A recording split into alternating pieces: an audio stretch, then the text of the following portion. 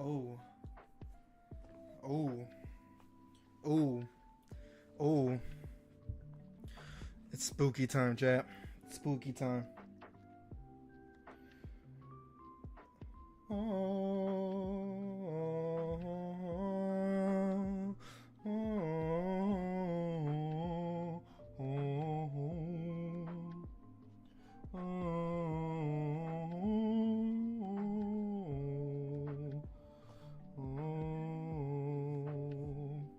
Hey, how we doing? How we doing? Testing, testing. How do I sound? How do I sound? I sound perfect. Absolutely beautiful.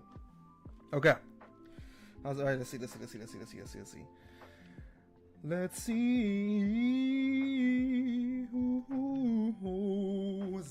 Zaddy, what's up, Goober? Goober,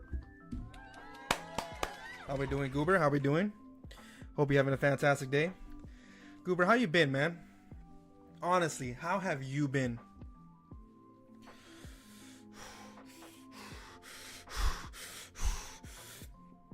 Listen. I'm gonna wait just a little bit to see if anyone joins, but Goober, obviously, you know what's going on. Edgy attorney, hey, Edgy, how's it going? How's everyone doing? Y'all doing good? Y'all doing good? I hope so. I hope so. Yo, it looks kind of dark, don't I? How's it going, Queen Joker? Welcome back. Welcome back, Queen Joker. How you doing? How's everyone doing? Yeah, I know y'all hear that. Dog, I saw a bull snake and thought it was a rattlesnake.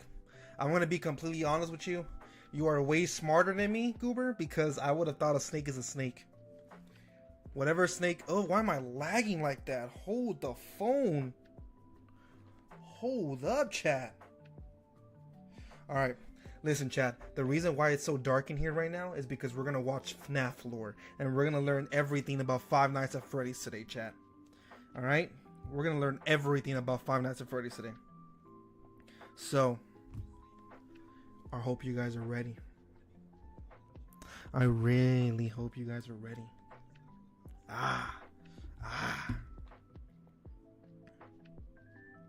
Okay, let me put my phone ready for security breach lore. Finally, security breach is mid. Security breach is the most mid games of all time. What's up, brother? Okay. Chat, do you guys like security breach? Type 1 if everyone here likes, or if anyone likes Five Nights at Freddy's security breach. Because I'm going to be completely honest with you, chat. Five Nights at Freddy's security breach is mid. Charizard, how you doing, Charizard? Charizard, it's been a minute. How you been? I saw you in my comments on my video. I haven't seen you in my streams, though. Chat, am I lagging?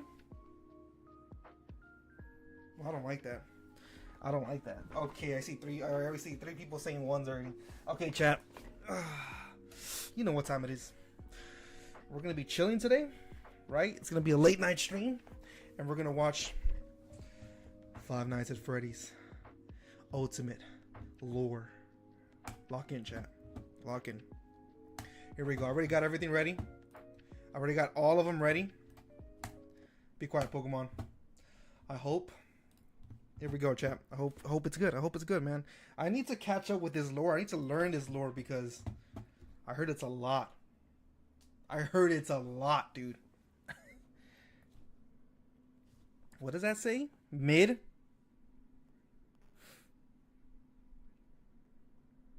Okay. Let's go. I forgot to post my Discord. I forgot to put that I'm live. Give me a second, chat. Give me a second.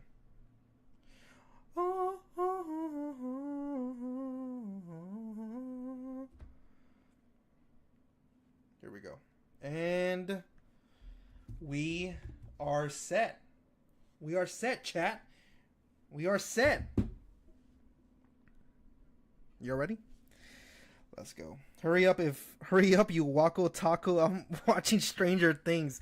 Oh, are you watching Stranger Things? Yo, do you like Stranger Things? Be honest with me. You like Stranger Things? I want to be honest. Stranger Things is... I've seen a few episodes. It is not that great. Okay, let's go. Come on. We're locked in. Here we go. 19 books. Today we end the torment. 19 books, 11 games, 8 whole years, all leading to this moment. The ultimate Fnaf timeline is finally complete. The pieces are in place for us. Now all we have to do is put this story of tragedy, jealousy, and loss back together. Okay. Here we go. Locked in. Hello, Internet. Welcome to Game Hopper Theory, needs to be the show 11. that feels like a kid revealing the class. Listen.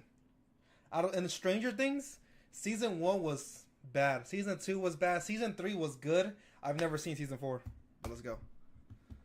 Project that he's been working on all year. Except here, it's the class project that I've been working on for the past decade of my life. This one is big, my friends, and I gotta admit, kind of nervous. I haven't attempted a timeline video on this franchise since 2018. Back in the days when Mike was the crying child, Afton coming back was actually a surprise, and Fazgoo wasn't a phrase I'd ever thought I'd have to utter. But since the last time I did something like this, we've had 3 more massive games, the death and revival of the FNAF movie, and more robot kids than you can shake a staff bot at. It is exhausting trying to keep track of this whole franchise, which honestly is why I'm here today. The lore at this point is complicated. It is full of speculation and theory, so to hopefully make it a little easier for everyone and to give us all a baseline to talk about this franchise moving forward into the future, it's time to reveal my current working FNAF timeline. But just before I do, I just want to explain a couple of things. First, this timeline is massive. Seriously, it is. I'm not gonna lie. MatPat is legend, dude. I'm hoping I meet him in VidCon chat. I'm hoping I meet him. This thing towers over any video project we have ever done on the channel. But when you look at the totality of this franchise, the story of FNAF really boils down to the story of one man, William Afton. His successes, his failures, his rise to becoming co-owner of one of the most successful restaurant franchises in the world, and his eventual fall to the monsters he helped to create, only to then be reborn in a new digital form later. That's why I've decided to split this timeline into 3 main chunks. The foundation of Freddy's, how the business started and how it came into being, the Afton era, William's decades-long murder spree, and post-Purple Guy. Basically modern FNAF. Everything that happens after the pizzeria simulator fire. And because there are lots of new big revelations in this thing that seemingly come out of nowhere, as well as just points I want to talk about further, I decided to dedicate 1 episode to each chunk. I originally wanted it to be one seamless, continuous video, but it just felt incomplete without some sort of explanation at the end of each one. Once this whole thing's done, I promise I'm gonna merge all the narrative bits into one massive video so you can just skip my explanations. But for now, this just felt like the best, surprised most that satisfying, most complete. What's crazy to me is the fact that MatPat actually did all of this, dude. That's crazy, dude. I'll be eating and watching you, Steven. Sorry if I don't chat. I appreciate that, Queen Joker. Here we go. Do this. That being said, this is still about the story. The broad respect to MatPat franchise. So in order to make sure that you guys know that I'm not just pulling answers out of thin air, not only am I discussing some of the more controversial bits at the end of each chunk, we're also putting in a handy little graphic in the bottom left-hand corner of the screen, which will show thumbnails, video titles, books, and any other citations that we need throughout the video. So if you wish to understand that specific statement in more detail, you know exactly where we've taken it from. That way you can look into those details for yourself. So sit back, grab some popcorn. Grab some popcorn, chat. If you're the type to get upset Here when we go. I got my protein shake. We're locked in. Subscribe, since this is going to be a video that you're going to want to come back to a few times in order to fully dissect. Without any more waiting, I present to you the story of a loving, obsessive father who slowly descended into madness, and along the way discovered the secret to eternal life. Chapter 1, baby. Our story begins not in the 1980s, or even in the 1970s, but all the way back in the 1930s.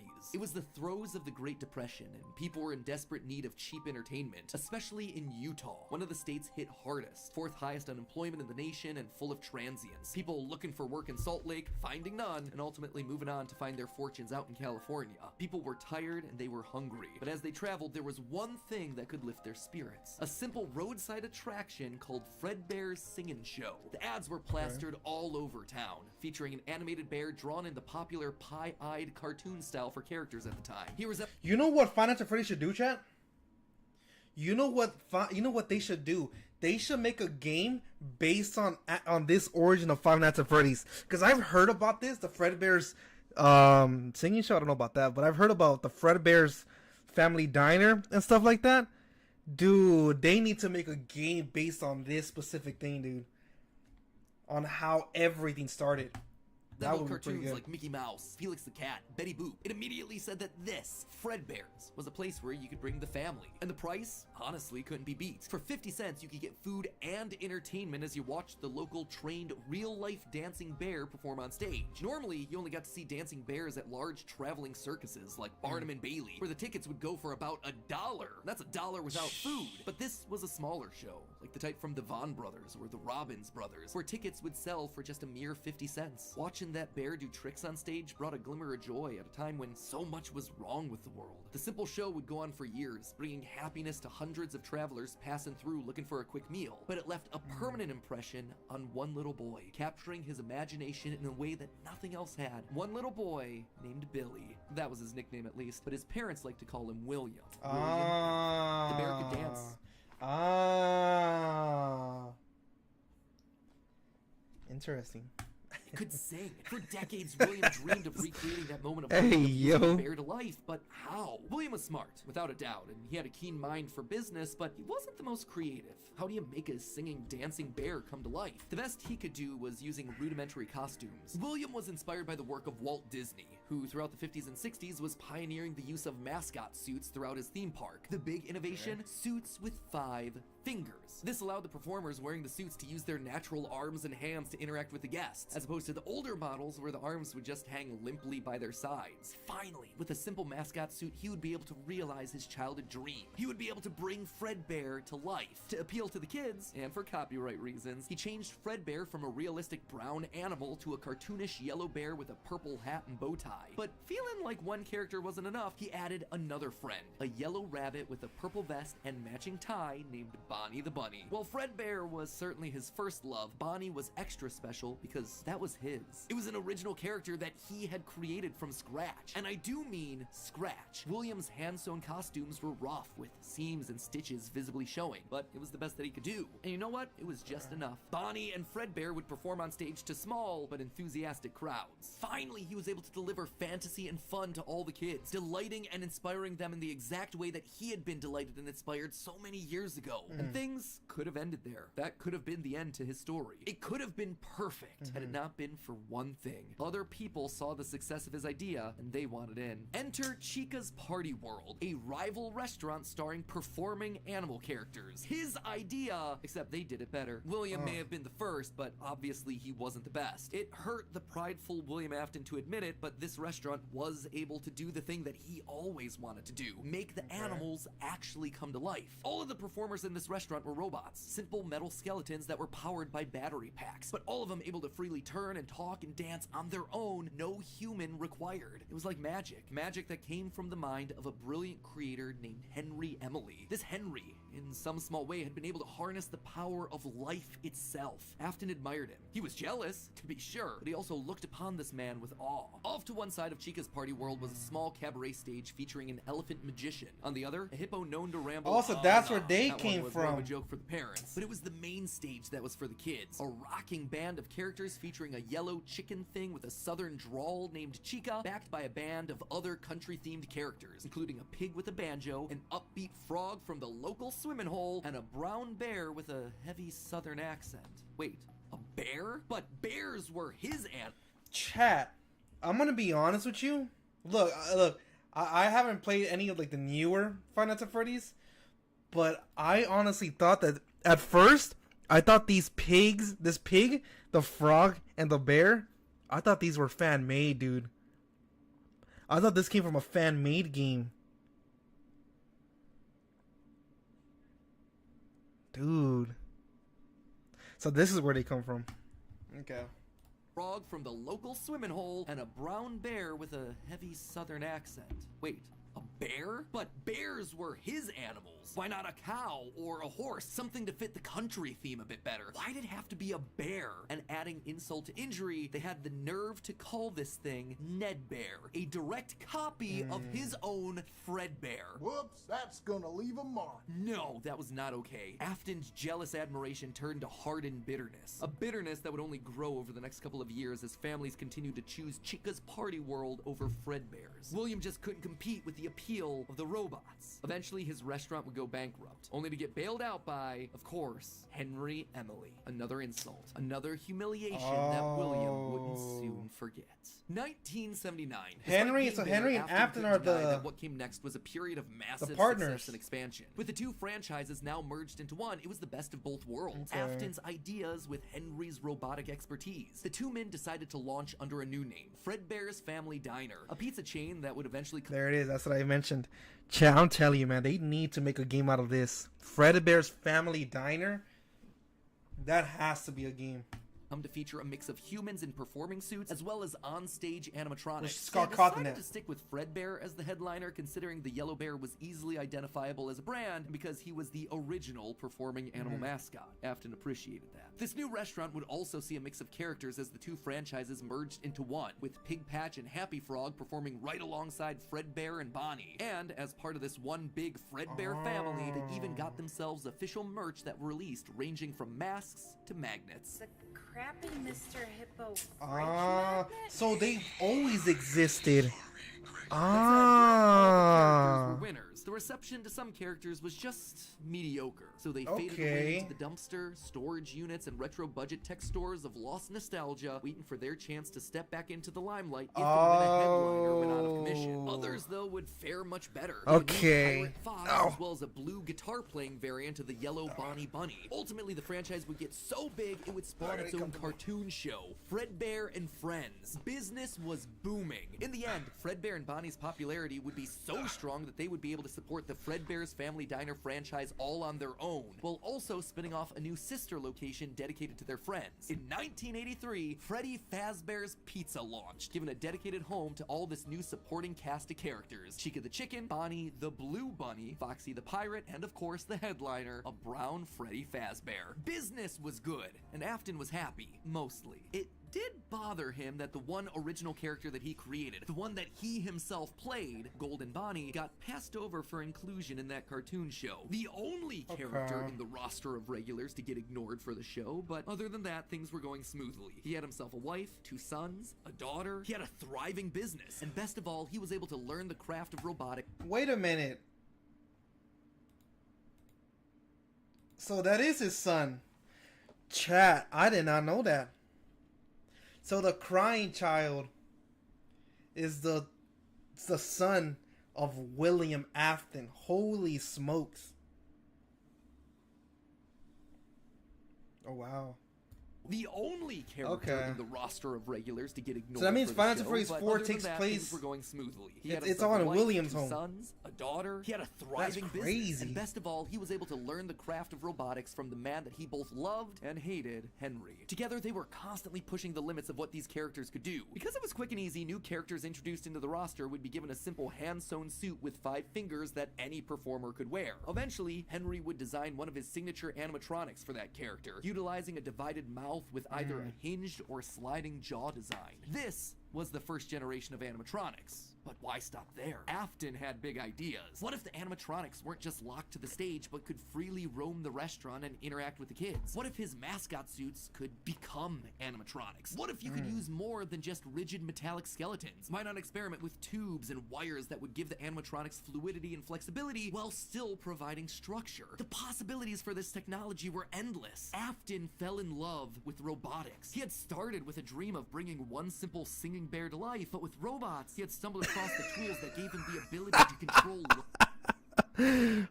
Get Edgy Attorney out of here. life itself. And thanks to Henry, he was practically speedrunning his way to an engineering degree. And while William wouldn't admit it out loud, one other thing that kept pushing him forward was the desire to beat his former rival, to prove himself smarter and more capable, to surpass the man who everyone else considered to be a visionary genius. But pride cometh before the fall, and tragedy was about to strike. Okay, so that brings us to the end of part 1 of the story. That said, at the end of each of these chunks, I want to break down some of the logical leaps that I made, since the more narrative format doesn't give me much of a chance to jump justify a lot of the big decisions. And admittedly, there are some large leaps in here. Let's just start off with Fredbear's Singin' Show, shall we? We know, based on the retro poster that was hidden in Security Breach, that at least at one point, Fredbear was an actual bear. And like I called out in that narrative segment, dancing bear shows were a real form of entertainment. The only problem is that, timing-wise, none of our main characters would be the people in charge of that business in the 30s and a series of pizza restaurants in the 80s without him just being extremely old. Best case scenario, if Afton's running the Singin' Show when he's 18, that still puts him at nearly 70 when the first pizzeria opens and his murder spree begins. That just doesn't make a lot of logical sense because he doesn't become immortal until his first death in Springtrap. That's why I suspect that Fredbear's Singin' Show was either a family business that Afton then carried on to a new generation, or something that he saw as a kid and just wanted to recreate when he grew up. The Fredbear Singin' Show thing also starts laying the groundwork for some of the core elements of this story, that Freddy's was a place of fantasy and fun, and that Afton, despite eventually falling to become the heartless serial killer and mad scientist that we know him as, began as someone with good intentions and a love of entertaining kids. He wanted to bring things to life from the very beginning, a theme that recurs a lot for him throughout the rest of the franchise. Next up, let's talk about those mascot costumes. One thing that I keep going back to is the design of Glitch Trap. It's a handcrafted suit. You can see the seams and everything. It even has 5 fingers for the performer's hands. It is very much not a Springtrap suit. This is something much more rudimentary. It came at a time before animatronics were a part of the story. That's why I suspect that it was actually the first, predating literally everything. It's also a suit that is very personal to Afton. He put his digital consciousness in that form. It's his personal avatar. It's the way that he sees himself. There's also a whole separate discussion to be had here about the habits and rituals of serial killers. So the fact that he's choosing to lure kids and kill them in this particular suit actually says a lot about his emotional attachment to it. So while Fredbear seems to have started as someone else's creation, Golden Bonnie was uniquely Williams, giving him a personal connection. And that's not all. In this whole franchise, only one set of characters have themselves 5 fingers, the Nightmares.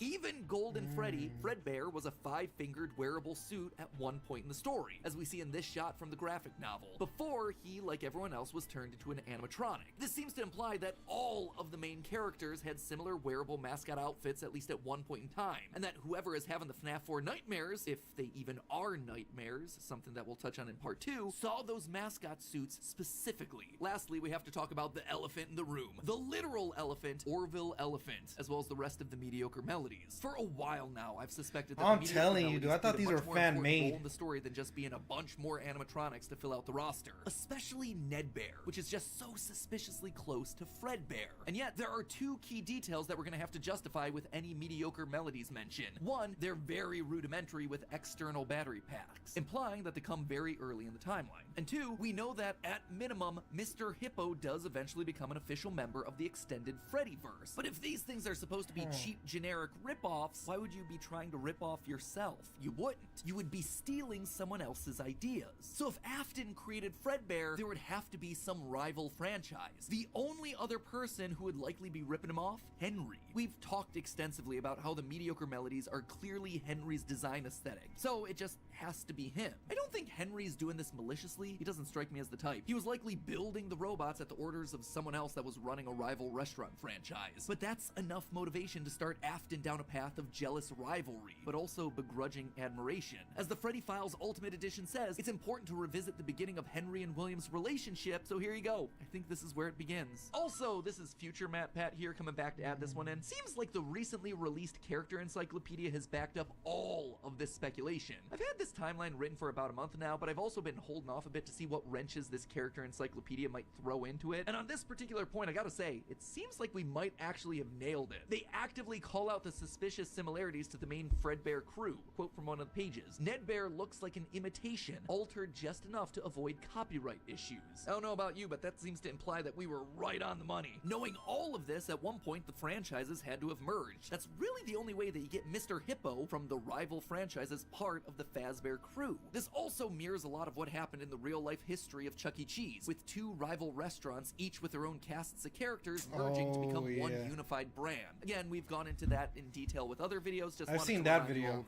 But why would I call out the rival restaurant as being named Chica's Party World? Few things, actually. First, we know for a fact that a location named Chica's Party World exists. It is mentioned in the source code teasing sister location, so it is out there somewhere and doesn't fit cleanly anywhere. Second, in the story Henry the puppet carver, Chica is very explicitly looped in with the book versions of Pig Patch and Ned Bear, implying that she started as a mediocre melody. Thirdly, her design just fits better with a theme of down-home country animals with southern accents playing the banjo and eating with bibs. And with her being the headliner of the show with her name on the restaurant, it would make sense then that when the restaurants merged, she was the one that was added to the main cast of characters while all the other mediocres faded away. It's also why when Freddy's closes after William's killing spree, she's the one to branch back off into her old franchise and is therefore missing in Sister Location, a detail that's bothered me for years at this point. It might also explain why William decided to stuff his first dead kid into Chica. That one was Henry's creation, not his. Is all of this a big leap? Yeah.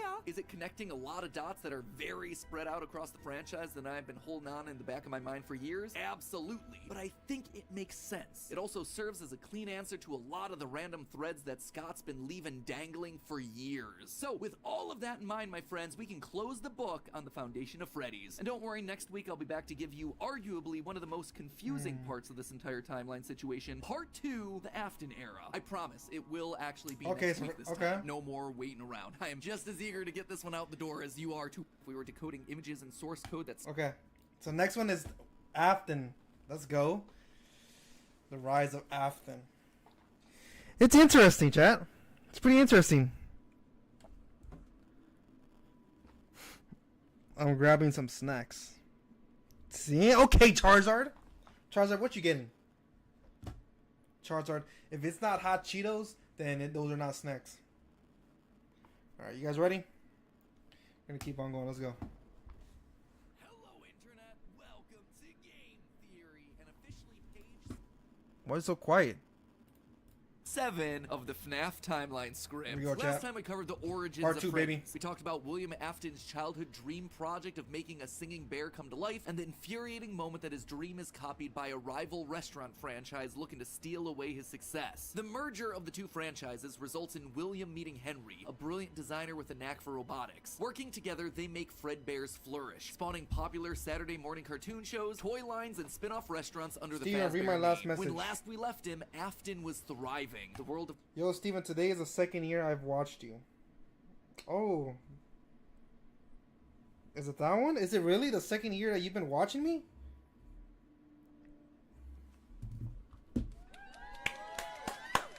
W. Goober Pate. Goober Pate, you have been here for a long one. Thank you, Goober Pate. I appreciate you. Okay. Here we go, here we go, here we go. of robotics. I got a cup of cereal. It's not Cheetos though.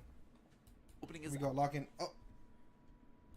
Lock in, chat. eyes to new and exciting ways of bringing characters to Everyone life. be quiet. Bringing things to life. Yeah, that was his core driving force, his passion. And it was this very passion that would mutate, twist, and morph from here on out in the story. Because with life, there is inevitably death, something that Afton would become intimately familiar with. But before Afton acquaints himself with death, I want you to take some time to acquaint yourself with our newest channel. Guys, this is a huge Oh, this is when moment he for announces the us style theorists. For video? the last decade, we've had this 4-player controller icon, and now we Oh. finally No, we're gonna have a lot of fun because talking about Okay, so he's fashion talking is about the thing. Okay. business. Here we go. We're locked in. Yes, monkey. Now continue the video. You know what, Goober Paint? Chat. What the Sigma? Get Goober Paint out of here. I only been watching for 3 months. Yeah, Charizard. I think you're new, right, Charizard? Was Here we go. with Be quiet, two be quiet. whole Shh. restaurant franchises running: Fredbear's Family Diner and the newly opened Freddy Fazbear's Pizza. Together, William and Henry had been able to take the hybrid suit idea and make it into a reality. They called their new invention the Springlock suit, and fittingly enough, it was symbolic of the partnership between these two men. A human suit as designed by William that could become a freestanding Henry-style robot. But because it was still new tech with kinks to work out, the rollout was limited, restricted only to the Fredbear's Family Diner location. All of this meant that William was busier than ever. He didn't have time to be a full-time parent, so he designed a nanny cam system where cameras and speakers were hidden throughout the neighborhood, as well as in his youngest son's favorite toy, Psychic Friend Fredbear. I mean, plushy Fredbear. But since cameras just weren't enough to raise a kid, he also left childcare duties to his eldest son, Michael. There was just one problem with that. Michael was far from the best babysitter. He tormented his younger brother by jump-scaring him with a foxy mask and constantly left him behind. William watched all of it from his cameras. Okay, Kids so it would was be a kids. camera. Tomorrow was another day, after all. Except Michael's torment didn't stop. Bitter, angry thoughts would run through Michael's mind. Why did he have to be the one to take care of this whining crybaby all the time? It just wasn't fair. It was time that he got even with his brother by playing the ultimate prank. A prank that just so happened to be on this crying child. And it's the one with the he and bite, his friends right? would take his scared little brother and make him do the one thing that he was terrified of doing, getting close to the animatronics. That would be embarrassing for the kid that was such an embarrassment to him. His brother squirmed, screamed, kicked, and fought, but just as they were putting that small, squirming boy up to Fredbear's lips, the mouth snapped shut. The sensitive spring locks inside the body had been triggered by the boy's movements, and they'd immediately clamped down. The wriggling stopped. The boy went limp, but it was just a prank. It was meant to be funny. The boy was taken to the hospital and was immediately given an IV. Flowers and pills filled the nightstand next to his hospital bed, but the damage was too severe. He couldn't recover. As the younger brother's consciousness began to fade, he could hear Michael's last words, a small and... Do you like YouTube, Steven? Yes. Yes, I do. I'm obsessed with YouTube. Yeah, I like YouTube. I like it. Well, it depends. Are you talking about like watching videos or streaming? Because if you're talking about watching videos, YouTube is top tier. It's better. I say Twitch is better than streaming. YouTube is better than videos. And flimsy apology. But his father, Williams, through the voice of the Fredbear plush, were a firm and committed promise to a dying son. You're broken. I will put you back together. This would not be the end. No matter what, Williams' son would live again. It would just take time. Time that, right now, he just didn't have. His young son's heart flatlined as the boy faded into the inky unknown of the afterlife. In the aftermath of the tragedy, changes started happening around the restaurants. Kids were now required to wear security wristbands to prevent anyone from getting outside without parental permission. Any kid who approached the exit without permission would have to answer to the security puppet, a marionette on strings that could fly around on rails across the restaurant to stop kids in their tracks. It was William's idea, inspired by Michael constantly leaving the restaurant without his brother. In the wake of Fredbear's spring lock failure, all the hybrid suits were getting retired, locked away at the nearby Freddy Fazbear location. It was yet another tough pill to swallow after all the hard work that he and Henry had put into them. William would eventually bury the boy's small body in a remote location out in the woods right alongside his drive into and out of work every day. The death of this little boy sent the family spiraling. His wife, crippled with grief, was so distraught that all she could do was sit and watch TV. But his son Michael was far worse.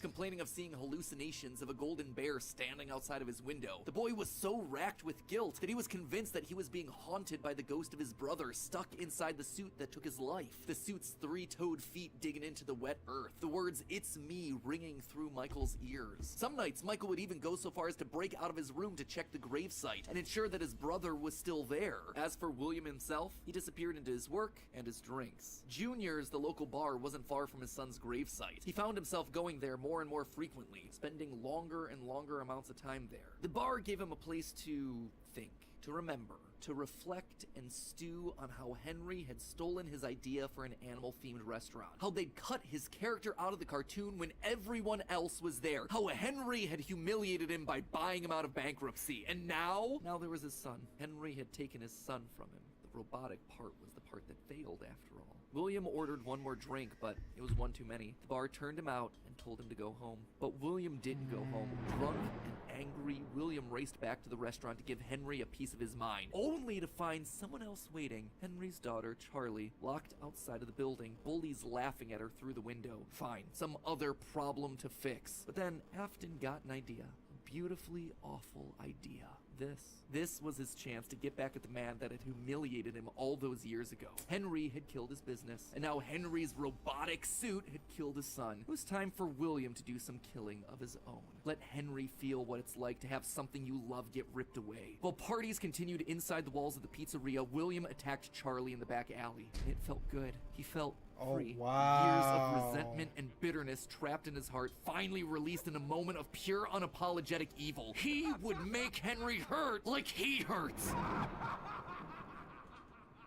And in that moment, William became a killer. He dropped Charlie's lifeless body and drove home, forced to confront his family problems later that night. Appalled, but also a little excited by what he had just done.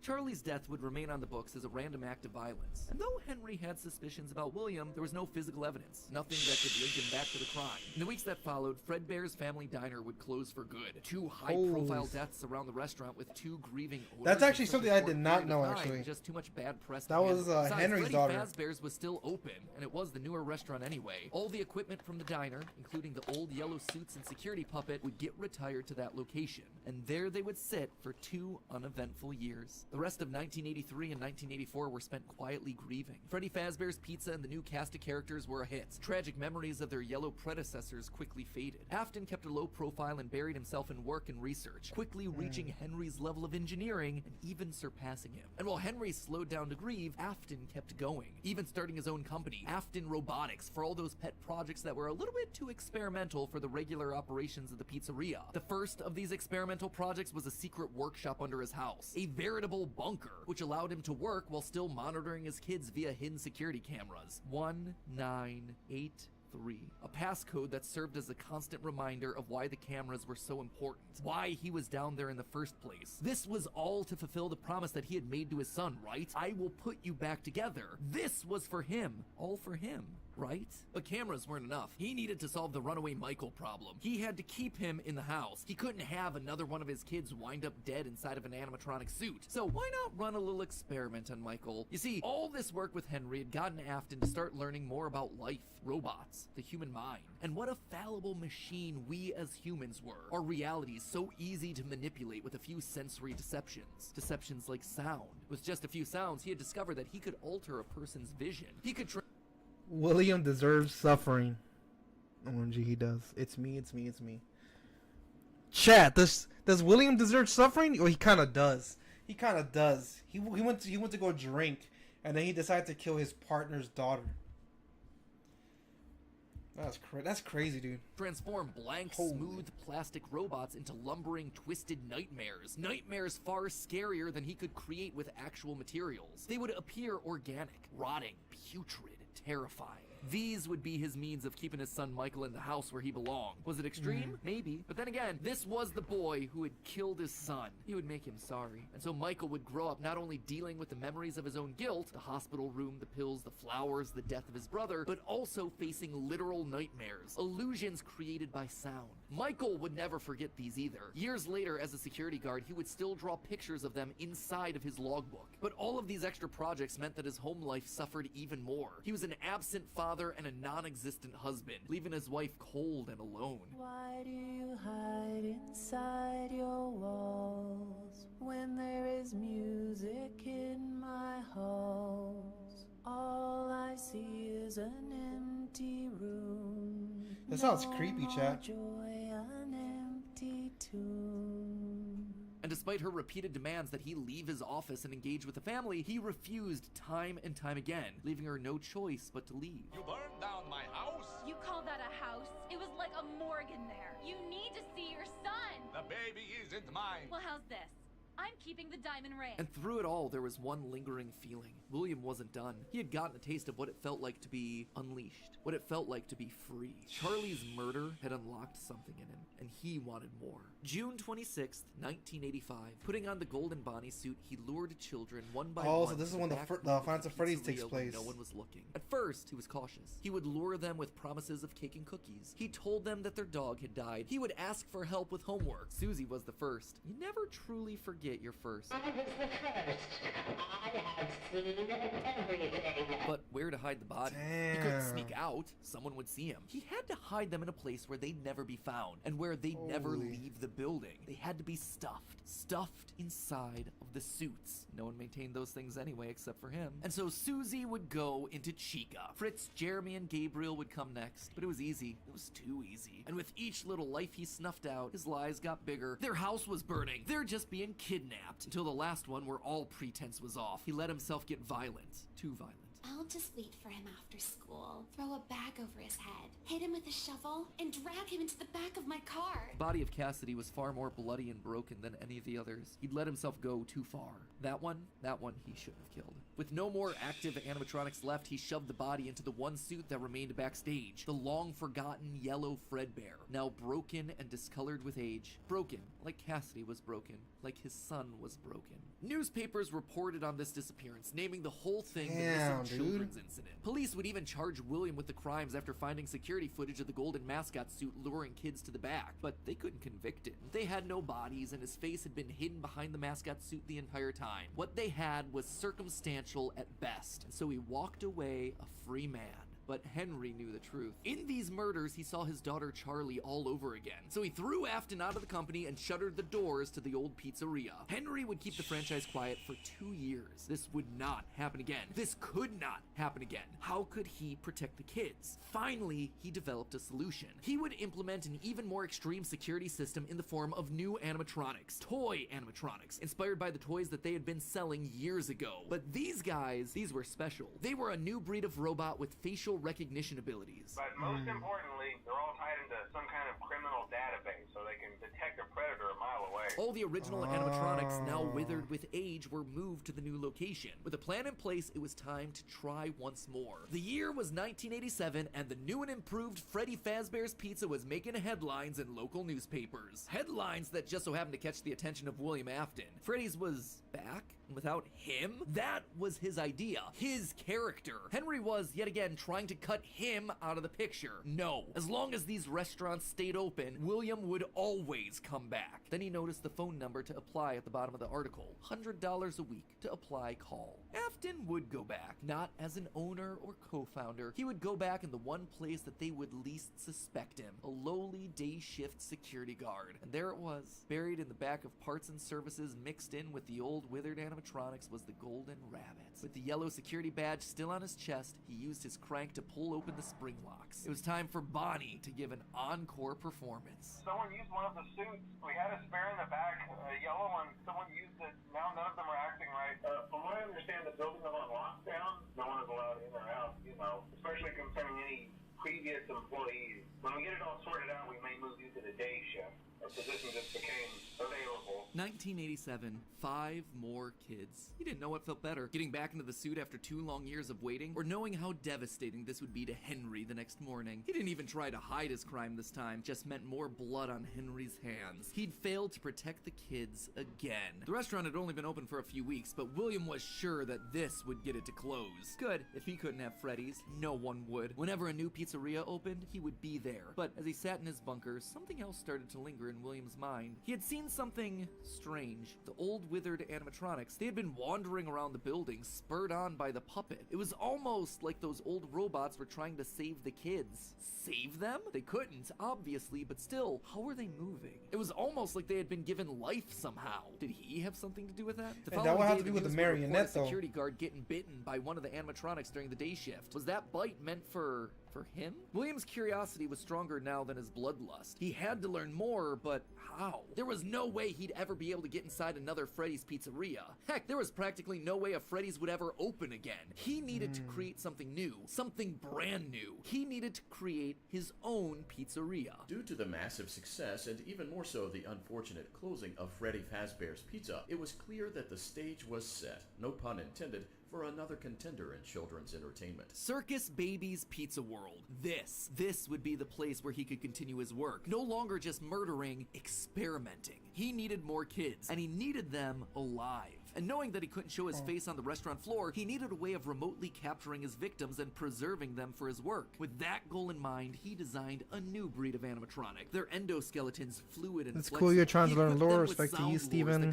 Fnaf is a sad story. Children. They could incapacitate and contain them with zero direct input. This is like a, I don't know, it's like a dark story. He was brilliant. Far beyond the simple bars and wires of Henry's designs. And the characters he chose for this were uniquely his new roster wasn't going to be tainted by Henry's disgusting barnyard bird. Instead, it was back to his characters, his creations. Freddy, Bonnie, Foxy, as well as 2 special ones. The first, Ballora, was an homage to the woman who left him. Now she would never leave him again. The second, the titular baby, was designed with his baby in mind, Elizabeth, his youngest child. She would always be Daddy's little girl, the one that listened to him, the one that obeyed until the day that she didn't. Daddy, why won't you let me play with her?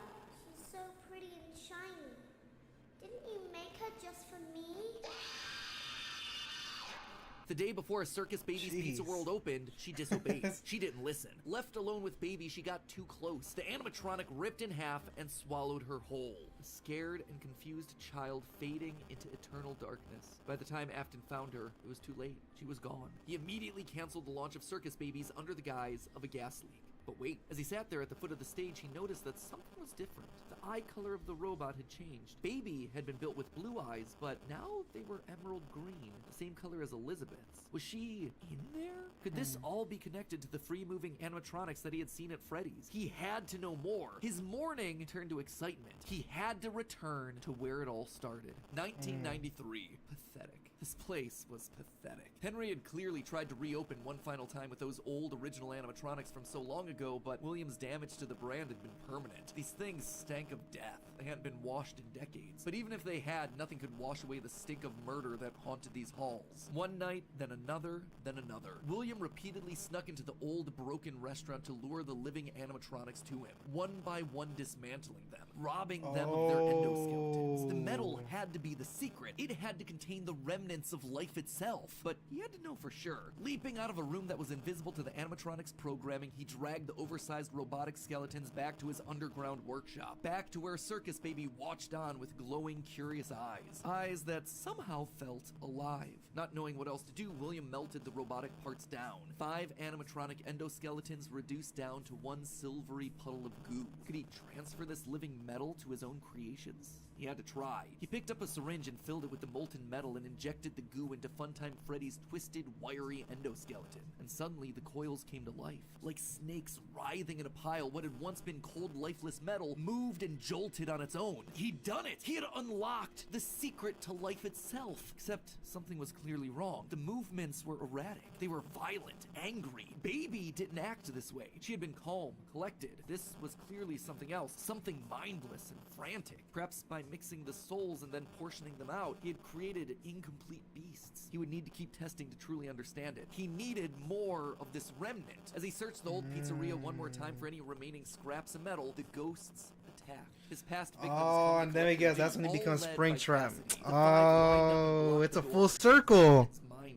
The scientific implications of this were incredible. Ghosts, real ghosts that he could see, all standing against him. But what could they do? What couldn't they do? He panicked as Cassidy approached. How do you stop something that's already dead? Maybe with the thing that resulted in their death in the first place. He would get into his suit like old times. He would regain his power over them just like the day that they died. He was the genius. He was the one in the suit. He was the one in charge.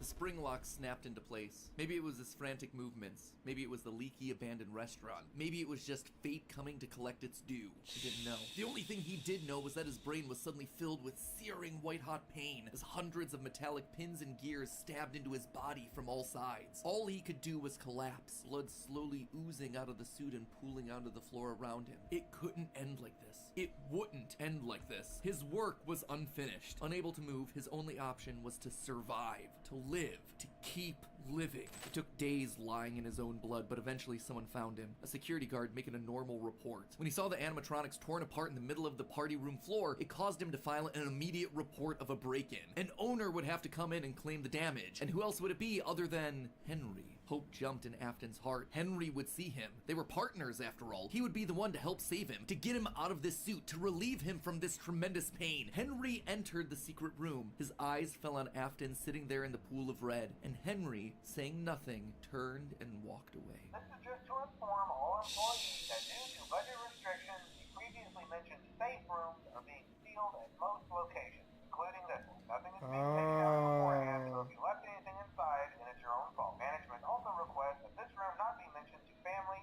friends, or insurance representatives. And so there Afton would sit, hanging on for 30 years, trapped behind the walls with an iron will that refused to die. End of this part. I say this part because it's not officially the end of the Afton era just yet, but this just felt like a really solid wow, so okay. Okay, so most of this is things that we already knew, stuff that's been established and re-established time and time again by the games. That said, there are two things that I absolutely have to address. The first and biggest is the placement of sister location, or more specifically, Elizabeth's death. To me, evidence in game seems to suggest that it was meant to come before the crying child's death in 1983. The biggest clue to this is that the crying child saw something. Remember what you saw is the phrase that's repeated over and over again by psychic friend Fredbear, aka William Afton speaking through a walkie-talkie in the Fredbear plushie's stomach. But what did he see? Well, I think we can tell based on how the nightmare animatronics are visualized. They have mouths in their stomachs, just like Baby ripping in half at the waist to swallow a kid. There's also the empty girl's room, one presumably left behind by a dead sister. And lastly, it explains why he's scared, and more specifically why Afton wants him scared. He needs his kids to stay away from the animatronics. He doesn't want them getting too close, because the last time one of his kids got too close to a robot, his daughter died. That's then why he sets up the nightmares, to scare both Mike and the crying child away from the animatronics from that point forward. Okay, chat. Charizard lore. This is some crazy lore, dude. That's why he has a nanny cam. So pretty much the story with Afton, it's a full circle. It's a full circle. A full circle, and everything that happened is because of him. Literally everything that happened and the reason why he became Springtrap was all because of him. He went back into his place, or back into the Fredbear place, and melted all the gold. You know, get the what do they call it? Remnant. That's crazy, dude. Lore. All right, next. This is not bad, chat. This is not bad. All right, here we go, chat. Last two videos. Here we go. Welcome to Game Theory and page 20 of our final FNAF timeline. This is getting ridiculous. Last time we covered William Afton's rise as a serial killer, how the loss of his young son in 1983 caused him to make one fateful promise that would ultimately serve as his driving force for decades. I will put you back together. Fueled by grief and obsession, Afton would lose himself in work and drinks. One night in a fit of rage, he lashes out against Henry's young daughter Charlie, his first murder. This moment becomes the first domino to fall in a long sequence of events that ultimately destroys William's life and the lives of those around him. That one murder gives Afton a taste for blood, resulting in the deaths of 10 more children across 2 different pizzerias. Those children go on to possess animatronics, giving Afton his first exposure to Remnant and the potential solution for bringing his son back to life. The need to learn more about this miraculous power leads him to produce the Funtime animatronics, as well as their capture devices, robots designed to bring kids to him for experimentation and collection of more Remnant. Except there was one thing that he didn't account for: his daughter's curiosity. He made the robots too appealing, and it would cost him Elizabeth's life. Now with 2 children to put back together, Afton was more desperate and crazed than ever, returning to defunct pizzerias to steal the possessed metal still living inside their walls. What he didn't account for, though, were the ghosts, forcing him to pay for the sins of his past. When last we left him, William was spring-locked, bleeding to death behind a secret wall. Gone, but certainly not forgotten, as we're about to see in today's video. Today we're finishing up chapter 2 of our story, wrapping up the Afton era. Over the next 6 pages, we here we go. VR, AR, and okay, so this is when it starts connecting with the 9 pages of script. And I've already made you wait long enough for this part, so I just had to make the executive call to break this one up into 2. Don't worry, that part is already written, it is already recorded, it is just in the process of being edited. It is a hefty episode. So mark it on your calendar. That one's actually going to be going live on March 25th. It's also coming complete with a live talkback where we go back over everything. Here we Let's just say that you're either going to love that episode or hate it. I don't really think there's going to be much in between on that one. Anyway, without any further ado, let's cover a chunk of the timeline that's a lot less controversial. Let's meet Mike. Mike is the older brother, right? Weird. Michael knew his father sometimes traveled for work, disappearing for days on end, but usually there was some sort of notice, a phone call, a post-it, something. It's not like Michael and his father were close, far from it. But as a household of 2 suffering men coping with years of tragedy and loss, there was at least some element of communication between the 2 of them. They were united by a name and a shared pain. This time though, things felt different. William had left nothing. His absence was longer. There were no check-ins, no updates, just silence. Something had happened. If there was one thing Michael knew about his father, it was that he had had contingencies, safety checks, backup plans. His father was a careful and guarded man. He held his cards close to his chest, and as such, William had prepared him in the event that something like this ever happened. Normally, his father kept his home office locked, but in the event of an unexpected, prolonged absence, Michael had been instructed to enter his father's office and look behind an empty set of shelves mounted in the corner of the room. Rolling his eyes, Michael entered the office. He never fully understood how William was able to spend so many hours of his days locked up in here. There was just nothing to do. Most of this place was empty. He dragged himself over to the shelf in the corner, expecting to find an emergency contact list, a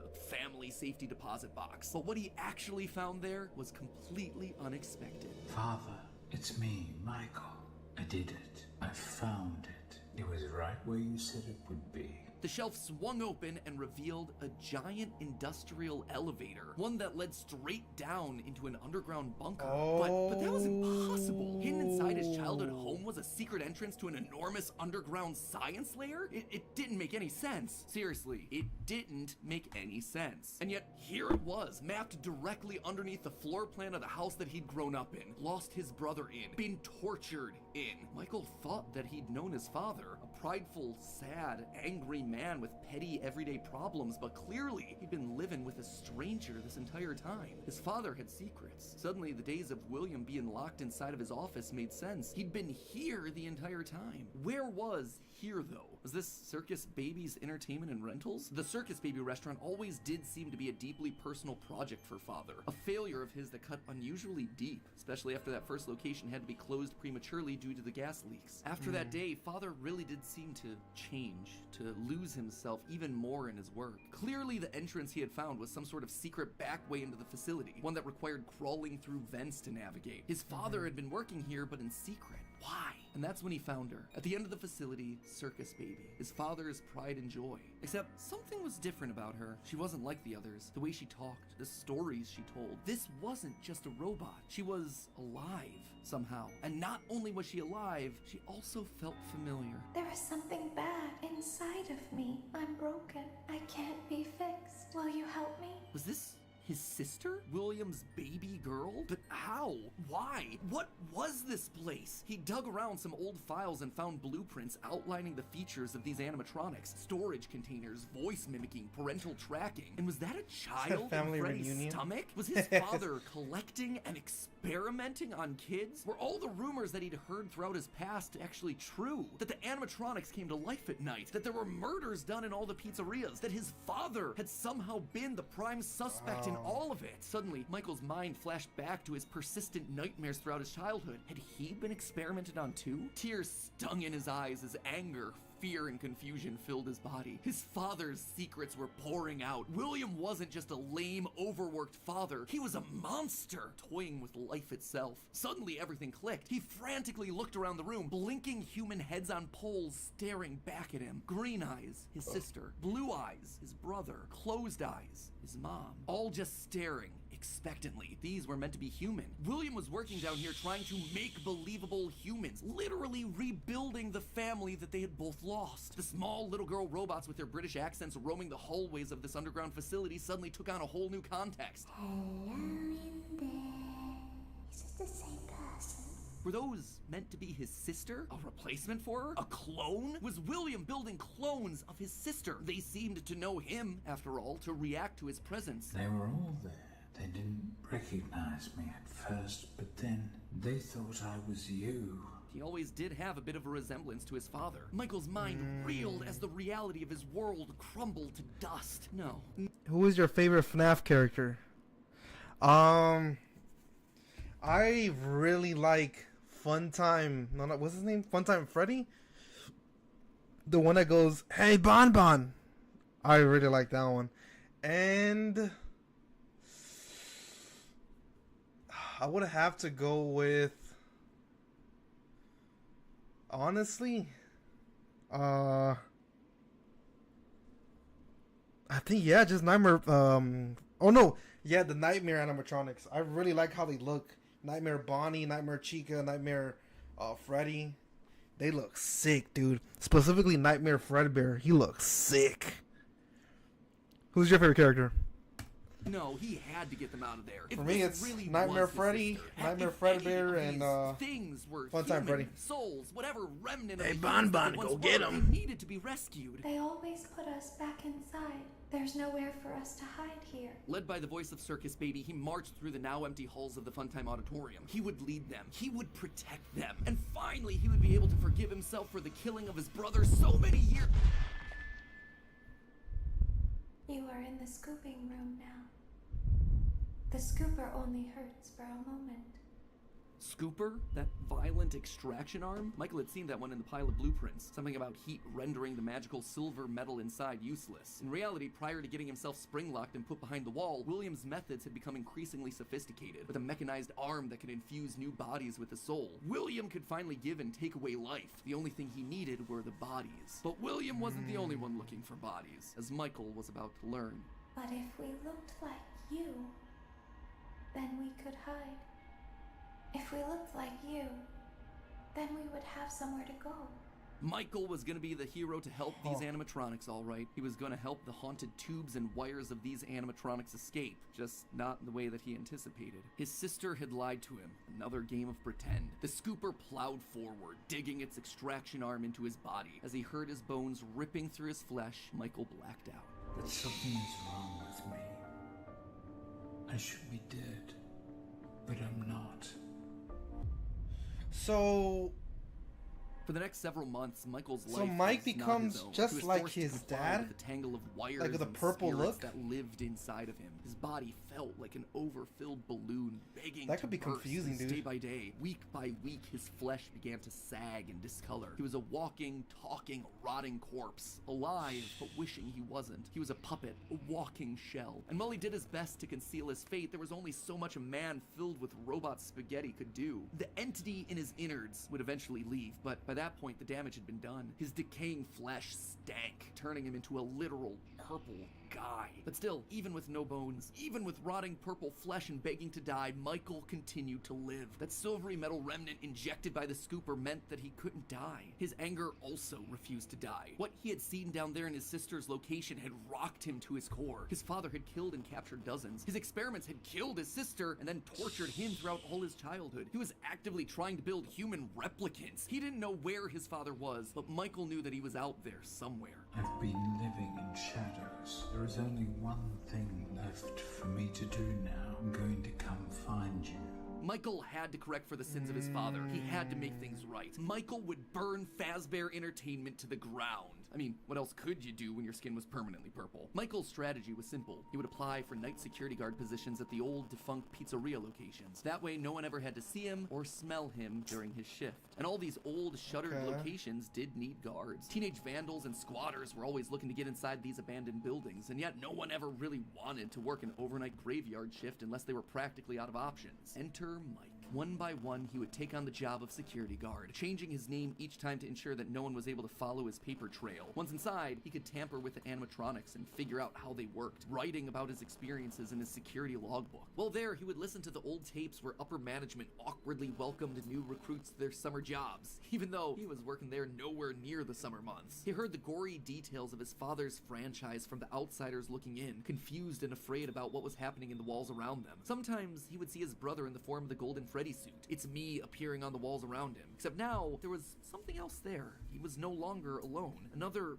angrier presence was also in the suit, as if two spirits were forced to share the same body. And Golden Freddy would attack him now. It was aggressive. Its vengeance wanted to lash out at anyone with the Afton name, anyone who wore a security guard outfit. Over time, Mike worked his way through the old restaurants, the original pizzeria, the bigger, better Freddy Fazbear's. He spent weeks there looking for clues as to his father's whereabouts. Each time at the end of this week's shift, he would so he's worked in every single one. That's who we're playing as. High temperatures, after all. So burning away whatever spirit-laden animatronics that still existed inside seemed like a winning strategy. All this revisiting of his past, though, was causing the nightmares to begin again. Hallucinations that brought brought him back to his childhood. The guilt around killing his brother. His dreams were oddly mixed with the shrill phone calls of the security guards. But it would all be worth it in the end. The goal was to eventually stumble across the one location, the one job that would finally reunite him with his father. Little did Mike know that that day would come sooner than he expected. 2023, an advertisement came across Mike's TV. Fazbear Frights, a new horror attraction inspired by the awful crimes that occurred around Freddy Fazbear's Pizza so many years ago. It made Mike sick.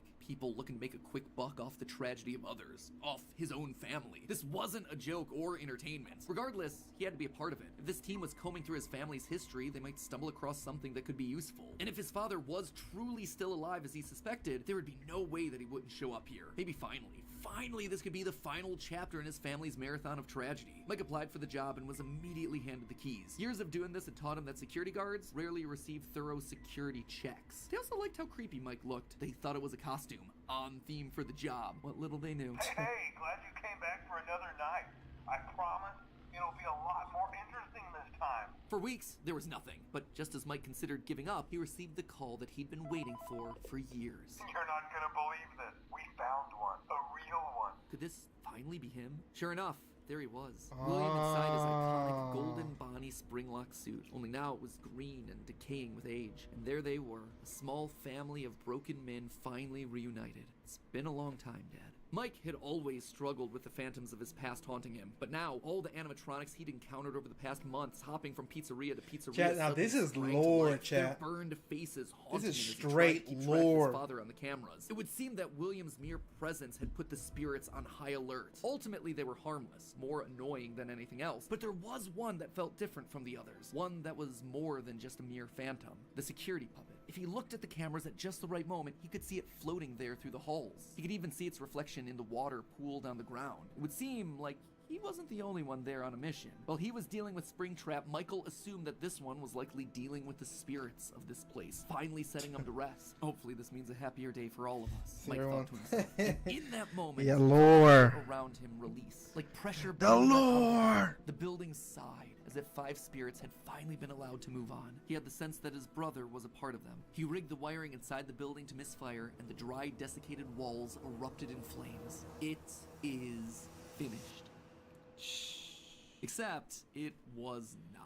Somehow, through sheer force of will, Afton remained. He had survived, and Mike would need to find a new way of finishing off his father. Luckily, the solution would present itself later that year. Not from Mike, but from another victim that had been left in his father's wake. We're talking about becoming a Fazbear Entertainment franchisee. Restaurant ownership and management. Something almost anyone can do with a limited degree of success. You are now the face of the newly rebranded Freddy Fazbear's Pizza. And Fazbear Entertainment as a brand has been closed for years. This would William be the pizza simulator, right? The only person who legally could bring the franchise back was Henry, but he'd largely pulled out of the franchise around the time of his father's disappearance. Something was up. Surely this had to be some kind of a trick, right? Mike, doing what he did best, applied for a franchise and immediately got the job. There was just one thing out of the ordinary. Paragraph 4.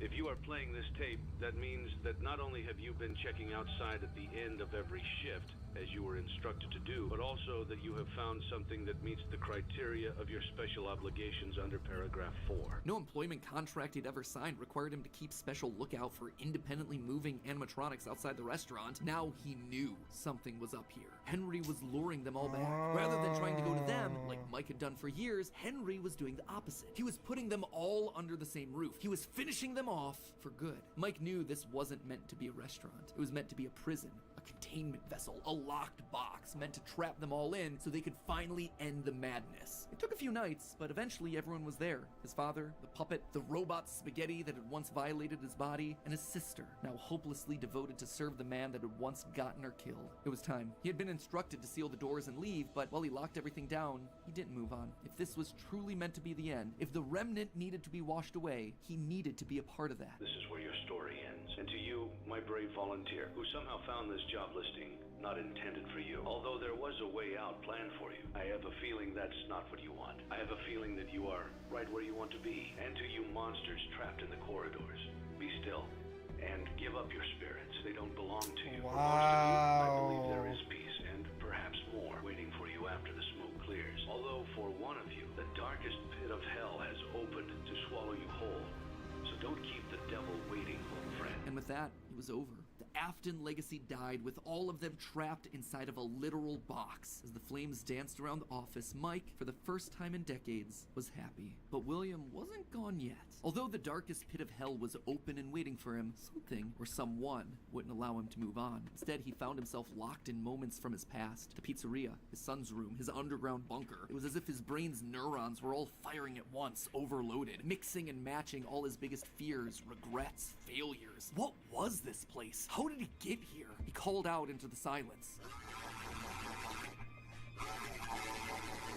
Then they started coming. Without warning, animatronics, both new and old, began to jump out at him, bite him, rip him limb from limb. The pain was immeasurable. Make it stop. Make it stop. William, for the first time, longed for death, an end to this torture. Just as it felt like he couldn't take it anymore, everything was quiet again. It was as if the world had been reset. There was a brief moment of quiet, and then the onslaught began again. Dozens of faces from his past all focused on him. A waking nightmare that he couldn't escape from. More pain, more ripping. It was his own personal hell, but why? Why couldn't he just die? And then he saw them, a group of characters he never thought he'd see again. Those janky, stolen characters that had started everything. The mediocre melodies. It had all started to go wrong once they showed up. Once Henry had made them. But mixed in with their obnoxious southern drawls, William heard something else. It was barely a whisper, but he could just make out the words. He tried to release you.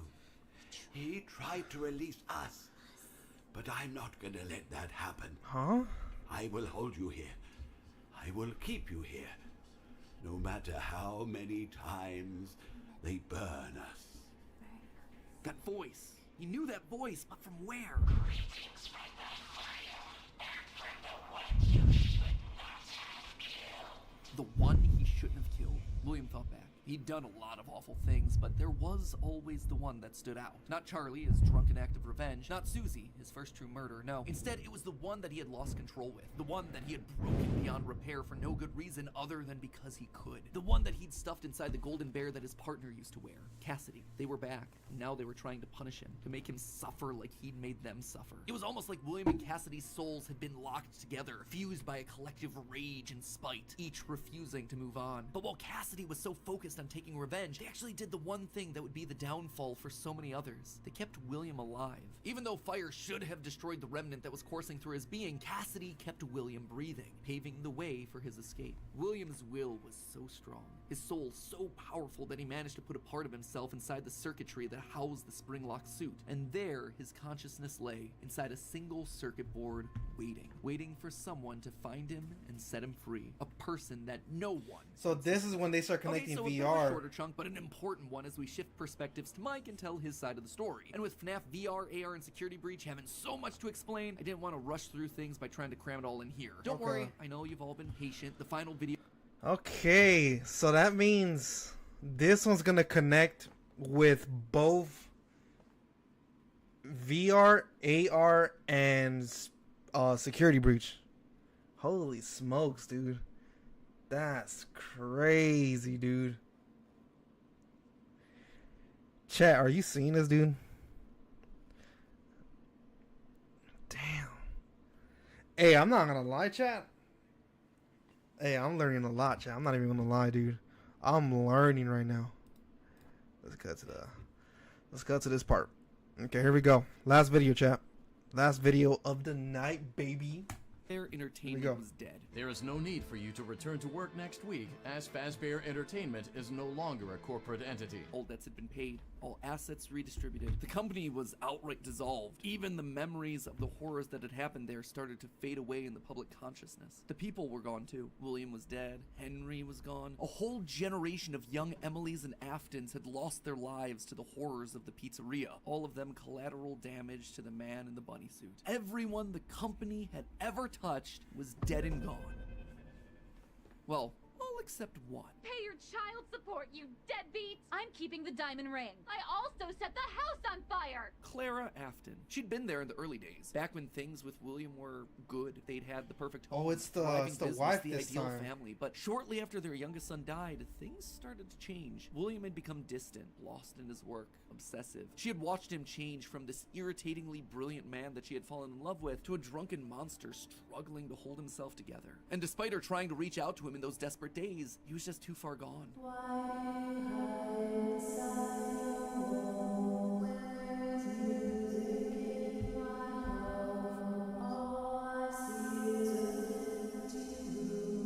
sounds creepy. I hear that, I'm out of here. Admit it, you wanted to let me in. For her sake, she had to leave the relationship, and from there, she largely faded into obscurity. A mystery from William's past, a footnote in his history, and that was fine for her. She wanted to leave that part of her life behind. She tried to move forward, never wanting to hear the name Freddy Fazbear again. A time defined by mistakes and broken promises. But then, the paperwork started to arrive. As Fazbear Entertainment began to close as a corporate entity, suddenly her mail was flooded with notifications, requests, obligations. She had been there since the beginning, helping William in the early days of his business, and now, as a shareholder and sole living member of the Afton family, all copyrights and trademarks of both Afton Robotics and Fazbear Entertainment passed on to her. Memories of this past life that she had long left behind. Looking at the blueprints, the contracts, the memos, she felt old wounds begin to reopen. The regrets of a happy family that had been torn away from her. William had always been brilliant. That's what had attracted her to him in the first place. But he'd also been too blinded by obsession. Pride. He was too jealous, too petty, too unable to actually see a bigger picture. But now, holding the paperwork that contained decades of heartbreak and trauma, she realized it was her turn. She was holding the power. This was her chance. And one thought resonated in her head. I will put them back together. I will put them all back together. She would be the one to rebuild this family, to rebuild the pieces of that shattered life, to reclaim the kids that Fazbear had stolen from her. But how? Looking at William's work now laid out before her, she knew that he had been onto something, collecting remnant, robotic humanoids, digital conscience transference. The pieces were all in place, they were just scattered, fragmented. It was almost like there were too many ideas going in too many different directions. It was such an important idea that she reiterated that point to herself. There were too many ideas going in too many different directions. That said, there had to be a way to save it all. She just needed to put it all back together. But how? To rebuild her family, she would first need to rebuild the franchise that had stolen them away from her. With ownership over the characters, their licenses, the technology patents, and the Fazbear name, she converted the corporation back to an LLC, a structure for smaller businesses that are usually family-owned. The irony was fitting. From there, she would need remnant, and lots of it. Remnant was the key. Clearly, in the later years of his life, William had been using Circus Babies Entertainment and Rentals as a remnant farm, sending robots to kids' birthday parties in the hopes of nabbing bits of the stuff here and there. But clearly, it wasn't enough. He had, what, like 4, maybe 5 animatronics going out every week? No. It was a decent idea, but to get the remnant they required, it needed scale. Dozens, hundreds of animatronics, all out there, all gathering remnant from unsuspecting customers. But to do that would require help, something William would never ask for. William had kept everything I'm surprised at the fact that the mob is the one one that's... Clara, though, she wasn't nearly that precious. A plan like this required partners, people outside of Fazbear to do the heavy lifting. So she contacted a mid-sized delivery company, DLZ Shipping Solutions, to help build replicas of all the original animatronics. And with meal delivery apps being all the rage, why not an animatronic delivery service? Order one to celebrate your birthday, your Halloween party. How about a 4th of July picnic? We'll invite Liberty Chica and 4th of July Freddy on over. She would make sure that they made skins for every occasion. Chocolate Bonnies for Easter, Shamrock Freddy's for St. Patrick's Day, Dia de los Muertos Chicas. And thus, the Fazbear Funtime service was born. That's right. With the Fazbear Markiplier, you'll never be alone again. You'll always have someone watching your back. Was it ridiculous? Absolutely. Was it a sellout? That's pretty cool. No doubt. It was exactly the sort of thing that William would have hated, but it needed to be done to get enough remnant. Normally, the novelty of ordering an animatronic wore off after like what, 1, maybe 2 times? But with new skins for new holidays, suddenly you had yourself an animatronic perfect for every occasion. It would keep people hooked. It would keep them ordering the latest and greatest that Fazbear Entertainment LLC had to offer. And all the while, they'd be collecting and returning the remnant back to her. In a word, it was brilliant.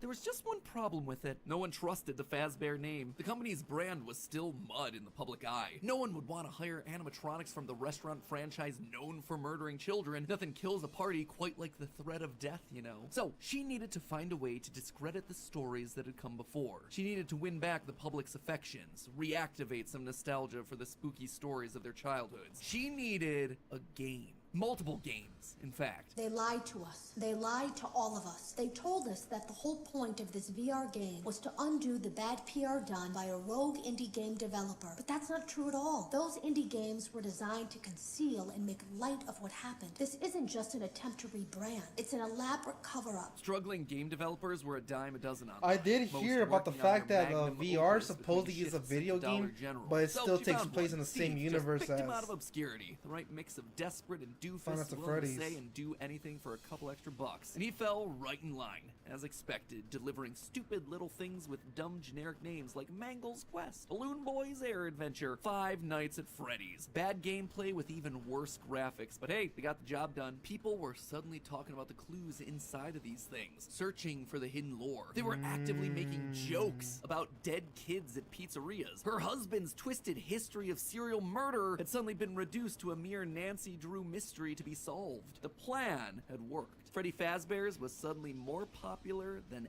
ever. Things were going shockingly well. Her takeover and reboot of the franchise was full and complete. Suddenly infused with cash, she built the largest, most ambitious project yet, the Mega Pizzaplex. William had always been so visionary. There you go. So that's where Security Breach comes in. Not her, though. She knew that this latest project needed to be big. It needed to be flashy. It needed to be a palace for children. A place that got people talking and checking out the latest in Fazbear products. So with a steady supply of remnant flowing in, it was finally time. The stage was set. It was time to get to her real goal, literally rebuilding a family. March 2035. The first was obvious. Crying child, her little boy, the one that was the first to get ripped away from her. She'd seen down in his bunker that William had gotten very close to replicating artificial humans using animatronic technology, and so that's exactly what she would do. Rebuild her boy from the ground up using robotic parts. His shaggy brown hair, his favorite striped shirt, even down to small details that no one would notice, like the band-aid on his left knee. William's research had even found ways of making animatronics that could bleed and process food, making them virtually indistinguishable from a typical human. He would never have any idea of what he actually was unless he was explicitly told. The only things that could possibly ruin the illusion were any overrides to his internal systems. If something were to, say, interfere with the cameras that he had in his eyes, or cause some sort of a core reboot to his hard drive, or x-ray his metallic bones, then yeah, he would be exposed. But otherwise, to the outside world, he was just your typical, normal human boy. She worked down in the bowels of the Pizzaplex, giving him life, but it was one thing to build him. It was another to help him remember his identity. He died so young, so early in their history that there was no preserved memories for him, no documentation that she could just download into his digital brain. So bit by bit, she trained him, forcing him to remember who he was. In a corner of the room, she even made a makeshift dinner table, a reminder of their happier days. The family recreated 2 brothers, a sister, a father, and the mother at the head of the table. The one in charge, the one in command, the one bringing all of this to fruition. But his progress was admittedly slower than she would have liked. At first, he could only communicate through simple ones and zeros, then rudimentary drawings and crude letters. But bit by bit, images of his past life started to come through. Balloons, colors, houses, bears and faces, birthday parties. All for me. Gregory was alive. As the robot boy embraced her, she felt a warmth that she hadn't in decades. This was the joy that she'd been working towards. This was what it was all for. Her son, back in her arms again. The plan was working. She had to keep going.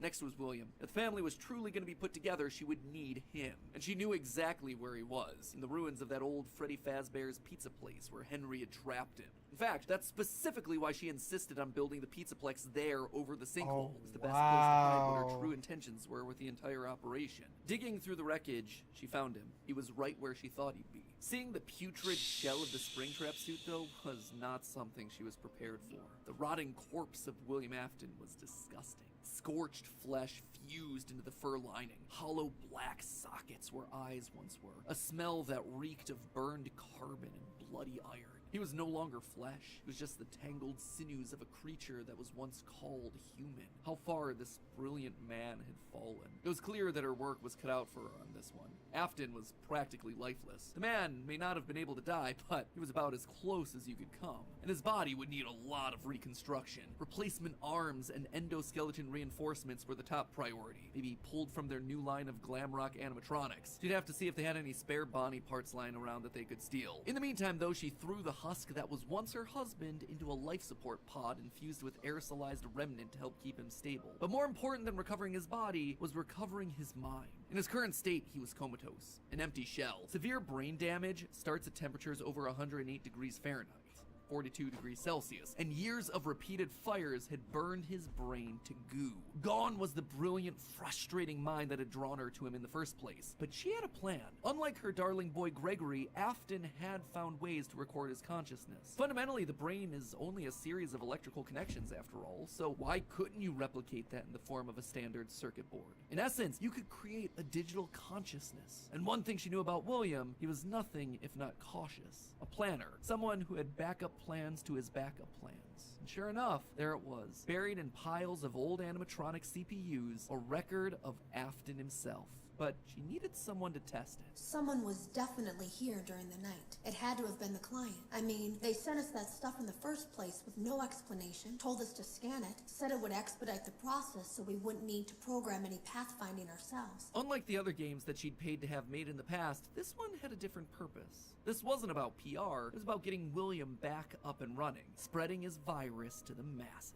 You acknowledge that Fazbear Entertainment is not responsible for accidental digital consciousness transference, real-world manifestations of digital characters. She hired a new developer, Silver Parasol Games, to scan the boards and bring her husband into the system. And because of the immersive nature of VR, William's consciousness would be able to merge with the player, giving him a new body, a new agency. There was just one complication. Afton's hold wasn't as powerful as she had hoped. He wasn't able to gain complete control. The first trial run, Jeremy, was so desperate to escape from his grasp that he sliced his own face off with a paper shredder. Messy. Afton's followers were reluctant, to say the least. But it was the second attempt that looked like it had the potential to kill two birds with one stone. Enter Vanessa. Mrs. Afton wanted a surrogate daughter. Her darling Elizabeth would have been a young woman at this point if she had lived. And Clara wanted someone who wasn't Elizabeth but could be just like her. Could she have just rebuilt her like Gregory? Sure, but she decided against it because she wanted an actual human mother-daughter connection. Well, that, and it would be redundant and narratively unsatisfying to have two robot kids in the same family. What could she say? William had put a lot of tools on the table for her to use, and she was planning on using them all. Plus, Elizabeth had always been so loyal to Daddy. It was time to give her a second chance, a true choice. And Vanessa seemed to be the perfect candidate to fill the role. Your dad's name was Bill? Your dad didn't play fair, did he? He used to make your mum look bad in court. He manipulated you. I know your mum after she lost the custody case. I was supposed to be a good girl. She started as a QA tester at Silver Parasol Games, a VR game development company that was part of her plan to bring back William. But more importantly, Vanessa checked all the correct boxes. Right age, blonde, green eyes with a fondness for flowers and the outdoors. In many ways, it was her daughter all over again. Except it wasn't just looks and personality. What really mattered was Vanessa's mind. Underconfident, coming from a broken home, motherless, able to be manipulated.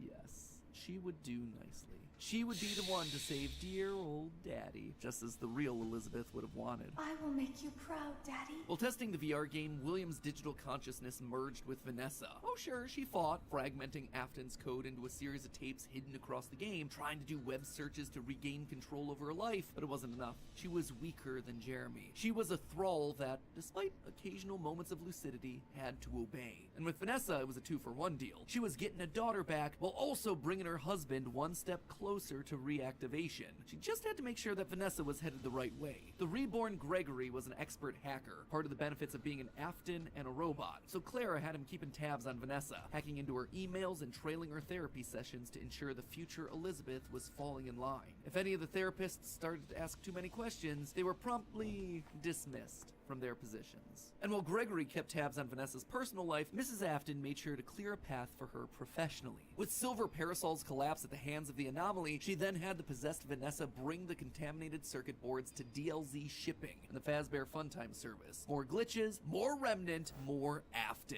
But it was her last move that was the best. In a true masterpiece of poetry, she brought Vanessa over to be Chief Security Officer at the Pizzaplex. A true family tradition to don the hat and badge, and all it took was a recommendation from the top as well as some emails marked for deletion. Sure, Vanessa didn't have relevant experience for the job, but when it comes directly from the CEO, does it really matter? Husband, son, daughter. A corpse, a robot, a human. All that was left was Michael. Poor, troubled Michael. The boy that killed her youngest. The one that would spend years trying to make his guilty I'm going to bed now, but it was a nice stream. Bye, Steve. Alright, Queen Joker. I appreciate you being here, Queen Joker. It means the world to me. I appreciate it. Thank you so much. Just you and me now. I appreciate you, Charizard. Thank you. A self-professed protector. While she knew she needed him to complete the family, something told her that the problem had already solved itself. Something had shifted when using Glamrock Freddy to excavate the buried pizza place. I have been here before. I found myself for the first time when I cleared the path. I have changed. My friends are here, but I can protect you.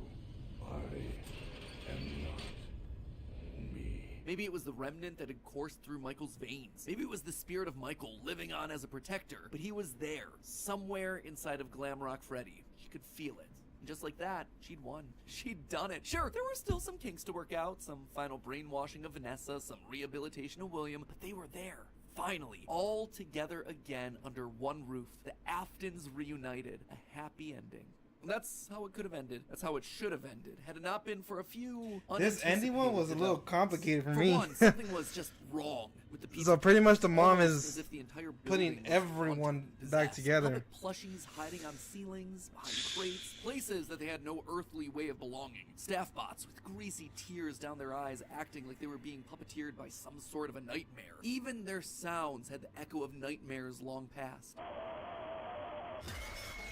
It was as though a guardian spirit of the past refused to move on. As long as her husband was around, it too would linger. Only now, it wasn't just in one body, but was in the essence of the building itself. She had seen stories of houses built on burial grounds getting possessed by angry spirits, but she'd never assumed that it could be real. Then again, in a world of living spirit metal and mind-controlling glitches, who was she to be so judgmental? The whole thing was ridiculous. Why would this be the line that she refused to cross? After all, the Pizzaplex was built over the burial ground of angry spirits, but it was the power cords that finally convinced her that something was wrong. Yeah, Suddenly, everything's these under one cords were roof. striped black and white, like the Yeah. security puppet from generations ago. The very foundations of this place, the materials and wires that constituted it, were rebelling against her, against the Aftons, against the quest to bring them all together again. And it was being helped by something else, something slithering through the building. Maybe they were connected, she couldn't be sure, but a blob of living wires could be heard oozing through the walls, stealing pieces and parts of the old animatronics showcased in Rockstar Row. She could only assume that it was a byproduct of all the remnant they'd been collecting. From Afton's testing, she knew that both light and dark remnant existed, one of positive emotions and the other created from anguish, anger, agony. Perhaps this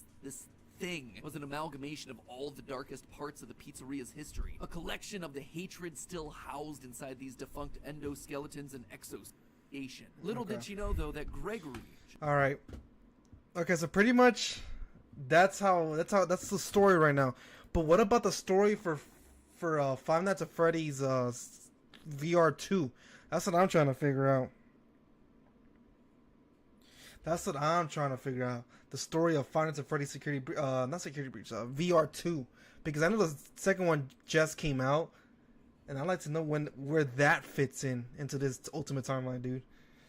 But all right, I think that's gonna be it today, chat. You know what? I want to say thank you to everyone that was here today, and to those that were able to come on here and watch me watch the Ultimate Timeline.